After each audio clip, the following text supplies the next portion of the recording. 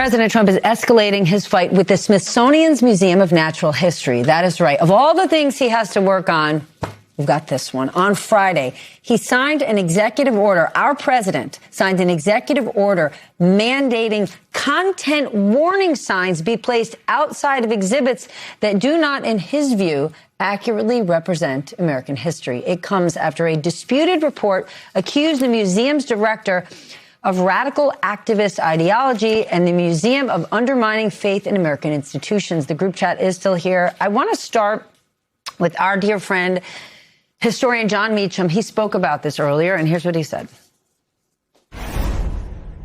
There is a persistent element in the conservative movement that they have to feel under siege, right? Every day has to be a war. Every day is a battle. The History Museum has become a front in that sense of perpetual war. And this is a hugely important element of our politics right now. President Trump's appeal, I would argue, is that he has invested every single day with ultimate significance for those who are his followers. The irony, in commercial break, we were talking about Steve Bannon, whose show is literally called The War Room. So is the goal at the end of the day, in the root of Trump and his MAGA movement, keep the culture wars going to push everything else aside? Look, there's a huge part of Trump's base that really wants to have these culture wars. A big part, especially it's like intellectual base. People that sort of write about him online and talk about him all the time.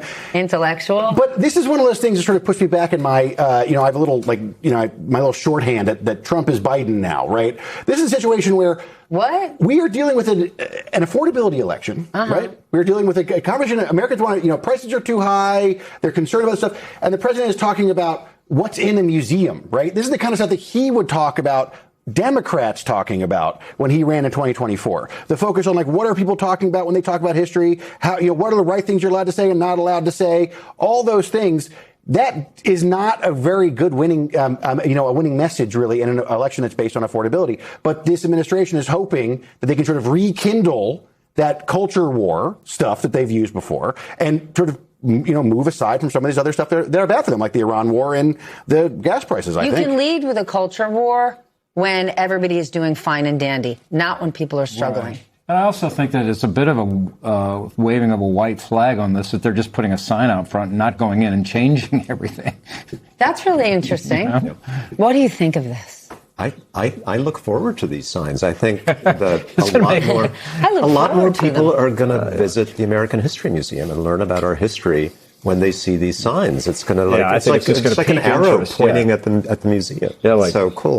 Why not? Well, controversial stuff in here. Thought, it's a banned book sign on the outside of the thing. No, I mean, the OpenAI does a deal with Amazon. Amazon scraps the movie about Sam Altman and OpenAI. Now an independent producer is putting out the film, and everybody I know wants to go see it. Right. So two things. First of all, one of the reasons they're putting the signs up is because they control National Park Service space outside of the museums. They don't control the museum itself. I do want to highlight one aspect of this, though. Meacham's obviously very right, Evan. You're correct in your take as well. But there is an undercurrent here of race. A lot of this is downstream from the emergence of BLM, the backlash that occurred in 2020. That became a moment when race in particular became extremely partisan, polarized, before 2020, but from 2014 on. This is about how they don't like that the American History Museum talks about the racial past of the United States. And this is a central element of Donald Trump's culture war fight, is saying, no, you're right, we can't denigrate the United States. We shouldn't talk about slavery. We shouldn't talk about race. And that's really what a lot of this is about. So not only does it play broadly to the culture war aspect and to Jon Meacham's point about, always being in a fight, but this particular thing is also touching on the racial anxieties of Donald Trump supporters. Meanwhile, you've got Trump officials. They are voting to rewrite federal historic preservation rules that could make it easier for him to build his arch. So even if this is this is funny, this is cute. No, it's not. I mean, this arch, we're going to spend millions and millions of our taxpayer dollars on yet another tribute to Donald Trump. Or, by the way, D.C. is turning into an entire city that's just devoted to him. Yeah. Well, look, every president in our history has been dedicated to something, committed to something so deeply that they're willing to risk their political standing. Like for Obama, it was healthcare, for example. For Biden, it was investing in the working class, spending a ton of money despite all the hits that he was going to take. For Donald Trump, it's decorating things and building things.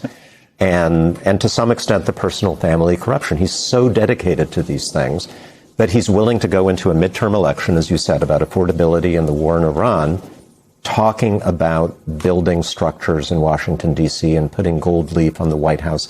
It can only be because he just is so personally committed to this that's what he's. Well, he knows that they're not going to be built after he's president, so he's got to do it now. Yeah, well, they're not going to be built after we win the midterms because the president is focusing on all the wrong issues. And so he I don't think didn't it'll try get to do either of these things in his first term when he wanted to get reelected, right? I mean, like, he marginally tried the grift first time around, but that was child's play compared to what we're doing now and to what we were discussing in the last segment. Yeah. Neither he nor his family nor his allies care about the appearance of conflicts of interest. They're laughing all the way to the bank. So Trump 2.0, the big thing is he's not really care that much about the midterms. He cares about making money and his legacy. That's it. Well, he's you know what? Credit to him. He is super focused on both of those things.